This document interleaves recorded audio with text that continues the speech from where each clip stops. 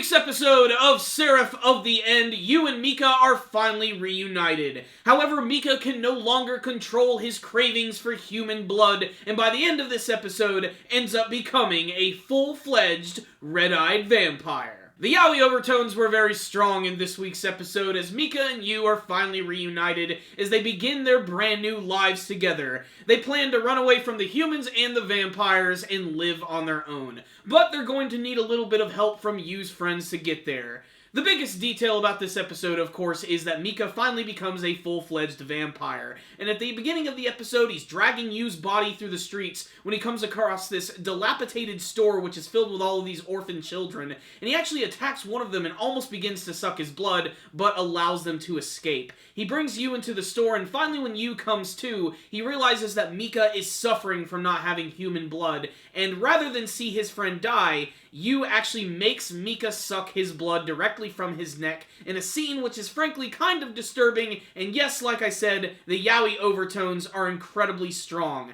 They want to make Yu and Mika seem like they're brothers, but really, they come across as lovers. I originally thought that when Mika was going to end up becoming a full-fledged vampire that he was probably going to be a little more violent towards Yu, like maybe he would be losing himself to his vampire side, but honestly, he's more helpful than ever now. In fact, them teaming up together, they end up finding a car and they're getting ready to go and see all of their friends so that they can make a quick escape. However, things are not going to go that well, and I have a feeling where this is going, because first and foremost, you have the humans, who've been doing experiments on all of these different humans, on experiments on the Seraph of the End, whatever the hell that actually is. And at the very end of the episode, you get to see that they actually have Kimizuki's sister, and they're experimenting on her, and I'm guessing they're about to use her as a test subject. And this is not going to sit well with Kimizuki at all, which is going to put him at odds with all of these different sides. I really cannot wait to see how all of this is going to go down. That being said, this was just a very dramatic episode of Seraph of the End. So what's the rundown on this week's episode of Seraph of the End? Fans of Yu and Mika are really going to love this episode, as they pretty much dominate most of it.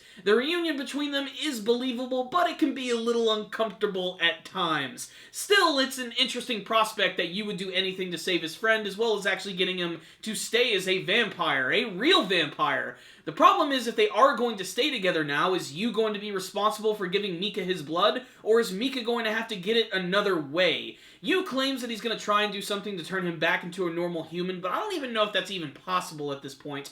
The rules of vampires in this show are very different than the ones that we've seen from a lot of different series and movies and what have you. The best way to describe this week's episode is just really freaking dramatic. Just a really drama-filled episode, which honestly does work, especially after last week's really intense action episode. I was kind of hoping we would get more like that. That being said, I do feel that this episode was a little slow-paced and they could have gotten through all this Yu and Mika stuff. However, they're really just trying to build upon their relationship because it really is the foundation of the series. It's like Naruto and Sasuke, only gayer.